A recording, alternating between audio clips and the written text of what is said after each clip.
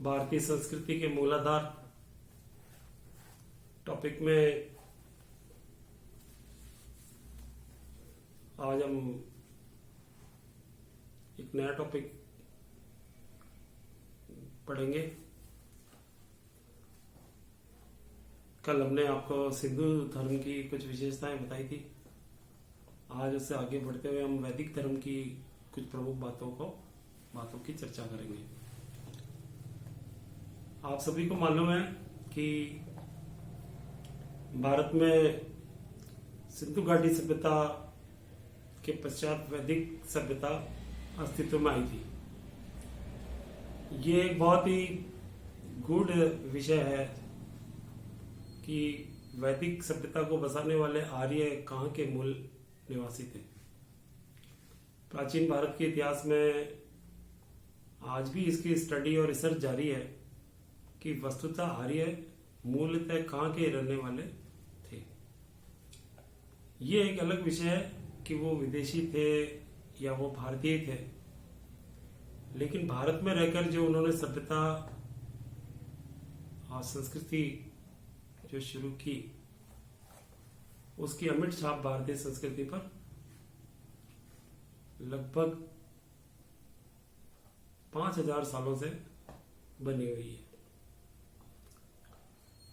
और कल मैं आपको सिंधु सभ्यता के लेक्चर के बारे में बता रहा था कि सिंधु घाटी सभ्यता के धर्म का के पूर्ण रूप से जो उसका क्या स्वरूप था, वो और लिखित साहित्य नहीं होने के कारण वो स्पष्ट नहीं हुआ, लेकिन पुरातात्विक साक्ष्यों से ही पता लगाया जा सका कि यहाँ धार्मिक विशेषताएं ये रही होंगी। इसके ठीक विपरीत वैदिक काल में एक बहुत ही वृहद वैदिक साहित्य मौजूद है। ये बहुत डिटेल है। ऋग्वेद से लगाकर ऐसा माना जाता है कि वैदिक साहित्य का अंतिम भाग जो है वेदांत, जिसको हम उपनिषद भी कहते हैं, वहां तक ये विस्तृत रहा। और इतने सारे ग्रंथ लिखने में कई चरणों में ये लिखे गए होंगे, तो हो सकता है कि इनको लिखने में कई सैकड़ों साल लगे होंगे, क्योंकि वैदिक सभ्यता भी बहुत लंबे समय तक अस्तित्व में रही। तो और उसमें ऐसा इसलिए कहा जा सकता है क्योंकि जो वैदिक साहित्य के अलग अलग ग्रंथ हैं, वो धर्म के अलग अलग स्वरूप पर प्रकाश डालते हैं। वैदिक धर्म में भी एक रूपता नहीं है, उसमें बहुत सारे परिवर्तन समय के अकॉर्डिंग होते चले गए। वैदिक सभ्यता में जो प्रारंभिक काल है वो ऋग्वेदिक काल कहलाता है, क्योंकि सबसे पहले जो वेद लिखा गया वो ऋग्वेद था। वेद शब्द विद धातु से बना है, जिसका अर्थ है जानना अथवा ज्ञान। ऋग्वेद का अर्थ है प्रारंभिक वेद। और वैदिक साहित्य में वेदों को अपौरुषेय कहा गया है, यानी इनको किसी पुरुष ने नहीं लिखा या नहीं बनाया। दूसरे अर्थों में वेदों को ईश्वर द्वारा रचित ग्रंथ माना गया है, तो इनको बड़ा ही पवित्र ग्रंथ, दूसरे शब्दों में आप यूं समझ लें कि इनकी पवित्रता पर कोई संदेह नहीं था। तो जो पहला वेद है वो ऋग्वेद है। इसके अलावा 3 और वेद बाद में लिखे गए, सामवेद, अथर्ववेद और यजुर्वेद। इनका टाइम पीरियड ऋग्वेद से बहुत बाद का है, तो इतिहास में उसको हम उत्तर वैदिक काल कहते हैं, जो वेदों का पिछला समय है, या यूं कहें कि ऋग्वेद से बाद का समय है। इन दोनों में बहुत बड़ा गैप है। जो ऋग्वेदिक धर्म है उसमें और जो शेष 3 वेदों में जो धर्म है उसमें भी बहुत बड़ा डिफरेंस आ गया था। अब इतने सारे डिफरेंस पर डिटेल में जाने से बेहतर है कि हम वैदिक सभ्यता, वैदिक संस्कृति में धर्म की क्या विशेषताएं थी, इसको हम थोड़ा सा स्टडी कर लें। तो वैदिक काल में जो धर्म है उसका सबसे पहला स्वरूप तो यह है कि उन्होंने भी लगभग वही वैसे ही प्राकृतिक शक्तियों को देवताओं के रूप में स्थापित किया, जैसा कि सिंधु सभ्यता में प्रारंभिक रूप से देखने को मिला था। जैसे मैंने पिछले वीडियो में आपको बताया था कि शिव जो है वो सबसे बड़े प्रकृति के देवता सिंधु सभ्यता में रहे। पशुपतिनाथ शिव की उपासना के अवशेष वहां पर मिले हैं। अब वहां तो कुछ एक देवताओं का ही चित्रण हो पाया या उनका अनुमान लगा पाया उत्खनन से, लेकिन वैदिक साहित्य में देवताओं का बड़ा विस्तृत विवरण मिलता है। देखिए, एक आर्य सभ्यता है, वो कृषि प्रधान सभ्यता थी, वो कबीलाई थे। भारत के उत्तर भारत के उपजाऊ मैदानों में वो सेटल हुए। और अब कृषि में कौन कौन सी चीजें महत्वपूर्ण है? जैसे आप देखें कि बिना वर्षा के कृषि संभव नहीं है। जल बिन सब सून।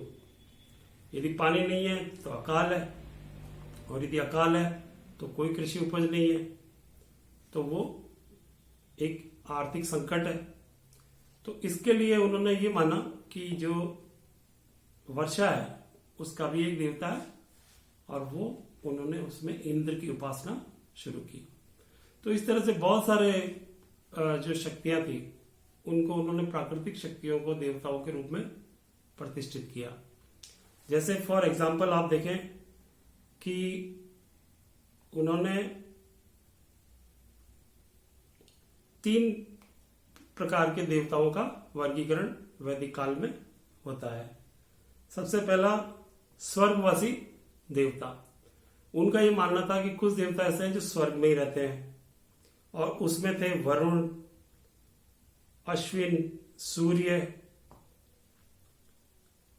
और भगवान विष्णु। ऐसी मान्यता उन्होंने बनाई कि ये देवता स्वर्गवासी है।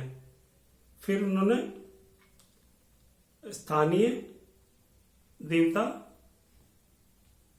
उनकी कल्पना की। उसमें है इंद्र, वायु, ये लोग जो है इनको स्थानीय देवता के रूप में माना। और कुछ देवता ऐसे भी माने गए जो पृथ्वी पर ही निवास करते हैं, जैसे अग्नि, सोम, पृथ्वी आदि। इनके सोम का मतलब चंद्रमा से है। इनके लिए ये माना गया कि ये जो देवता हैं वो पृथ्वी पर ही निवास करते हैं। अब इनकी जो है मंत्रों से इन देवताओं की अलग अलग उपासना उसमें की जाती थी, और देवताओं को ये माना गया कि वो बहुत ही प्रकाश युक्त है, दिव्य है। दिव्य शब्द से देवता का नाम अस्तित्व में आया। दिव्य का अर्थ है दिव्य। दिव्य मतलब प्रकाशमान, जो खुद प्रकाशमान है, शक्ति के स्रोत है, मनुष्य से वो परे है। उनमें अपरिमेय शक्ति है जो कभी उसका क्षीण नहीं होती। तो उनका ये सोचना था। और इस तरह से आप देखें कि इन देवताओं का वर्गीकरण हो गया, और वैदिक सभ्यता में ये चीज एस्टेब्लिश होती है वैदिक धर्म में कि ये बहुदेवतावादी धर्म था। अब आप कंपेयर करें दूसरी संस्कृतियों से, इस्लाम में केवल एक ही ईश्वर है, अल्लाह, और कोई उसके समकक्ष नहीं है। इवन मोहम्मद साहब को भी अल्लाह का पैगंबर माना गया है, जो खुदा के पैगंबर है। तो वो बिल्कुल ही एकेश्वरवादी धर्म है। ईसाई धर्म भी एकेश्वरवादी है, उसमें सिर्फ एक ही ईश्वर है, वो ईसा मसीह को ही अपना ईश्वर मानते हैं। लेकिन इसके ठीक विपरीत भारतीय संस्कृति में, विशेषकर वैदिक धर्म में, बहुदेवतावाद अस्तित्व में आता है। अब ये देवता जो है, इनकी ऋग्वेद में संख्या 33 बताई गई। 33 देवता प्रमुख रूप से माने गए। एक और बात जो ऋग्वेद के बहुत सारे देवताओं के संदर्भ में स्पष्ट होती है, जैसे अपन ने सिंधु सभ्यता में देखा कि वहां नारी या मातृशक्ति की उपासना का उल्लेख मिलता है, और इस मतलब स्त्री देवियां जो है देवियों की उपासना के संकेत मिलते हैं। इसके ठीक विपरीत वैदिक काल में देवता पुरुष प्रधान है, क्योंकि समाज भी ऐसा लगता है कि पूरा का पूरा जो वैदिक समाज है वो पितृ प्रधान है, मतलब पुरुष प्रधान है। और यहाँ पर जो है पुरुष प्रधान समाज है, वो रिफ्लेक्शन हमारे को उसके धर्म में भी देखने को मिलता है कि देवता भी जो है सारे पुरुष ही हैं, अधिकांश पुरुष है। आगे चलकर वैदिक काल में देवियों का भी उल्लेख हुआ है, लेकिन वो कम है संख्या में, लेकिन और पुरुष देवता ही अधिक हैं और उनकी ही पूजा उपासना ज्यादा हो रही है। पुत्र, जब हम धर्म ग्रंथों का अध्ययन करते हैं तो स्त्रियों को सबसे बड़ी आशीष जो दी जाती थी वो पुत्रवती भव, मतलब उस पुत्र उत्पन्न करने के लिए ये देवताओं से प्रार्थना की जाती थी। यज्ञों में भी जो हवन किए जाते थे उसमें जो है स्त्री और पुरुष समान रूप से उसमें भाग लेते थे, लेकिन वो यज्ञ भी जो है पुरुष पुत्र प्राप्ति के लिए किए जाते थे। तो सारा पुरुष प्रधान है, तो वो धर्म में भी उसका रिफ्लेक्शन देखने को मिलता है। तो इनमें ये माना गया कि ऋग्वेद काल में सबसे बड़े देवता जो है वो इंद्र हैं। अब आप देखिए कि प्रकृति में वर्षा के बिना कुछ भी संभव नहीं है, तो वर्षा का देवता इंद्र है और उसकी उपासना की गई, बार बार उसका आह्वान, उसका उल्लेख उसमें मिलता है। और देवताओं को प्रसन्न करने का जो उपाय वैदिक काल में किया गया वो वस्तुतः यज्ञों और अनुष्ठानों से किया गया।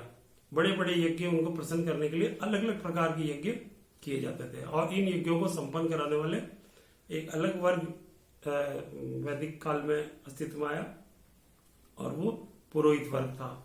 आगे चलकर ये काम ब्राह्मणों के लिए फिक्स हो गया कि वो धार्मिक अनुष्ठान का कार्य वही करवाते थे। अब ये परंपरा आज तक चली आ रही है कि हमारे जितने भी धार्मिक अनुष्ठान है, चाहे विवाह हो, चाहे कोई भी यज्ञ हवन हो, पूजा पाठ हो, किसी भी प्रकार का धार्मिक कार्यक्रम हो, तो उसमें ब्राह्मण के हाथों से ही वो कराया जाता है, उसके हाथों से ही वो संपन्न कराया जाता है। तो ये परंपरा वहीं से चली आ रही है, उसको ही पवित्र माना गया। इसके अलग दोष पैदा हुए धर्म में, वो हम उसको अलग क्रिटिकल एनालिसिस हम उसका करेंगे तो वो अलग तरह से वो, लेकिन उसकी आलोचना करने की स्थिति तब आएगी जब हम उसको पूरा पढ़ लेंगे कि किस प्रकार से इसमें दोष उत्पन्न हुए बाद में। लेकिन ये परंपरा धार्मिक अनुष्ठानों के कारण शुरू हुई।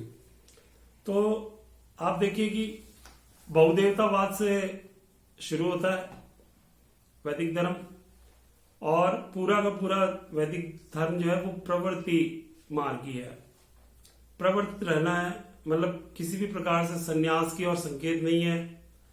और देवताओं को प्रसन्न किया जा रहा है सांसारिक कर्म करते हुए कि वो लिप्त हैं अधिक धन कमाने में, अधिक से अधिक कृषि करने में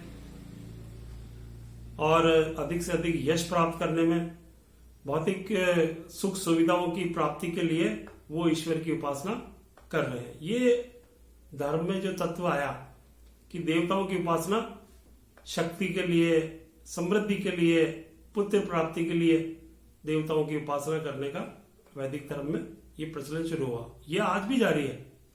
वैसे देखिए कि धर्म का शुद्ध रूप भौतिक संसाधन प्राप्त करना नहीं है, न होता है। धर्म का वास्तविक उद्देश्य है मनुष्य ईश्वर के कितना करीब जा पाता है, आत्मा और परमात्मा का मिलन, उसकी निकटता, उसमें विलीन हो जाना, वो पुनर्जन्म से उसकी मुक्ति, ये धर्म का शुद्ध रूप है।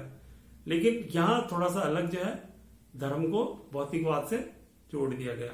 तो ये जो है क्रिटिकल, यदि उसको आप पूरा पढ़ेंगे तो आपको उसमें दोष भी नजर आएगा। तो इस प्रकार से जो है वैदिक धर्म बहुदेवतावाद से शुरू होता है और उसमें जो है वैदिक देवताओं की उपासना भौतिक उपलब्धियों को प्राप्त करने के लिए की जा रही है। तो ये उसकी विशेषता है वैदिक धर्म की। कुछ और बिंदु है जो हम आगे पढ़ेंगे।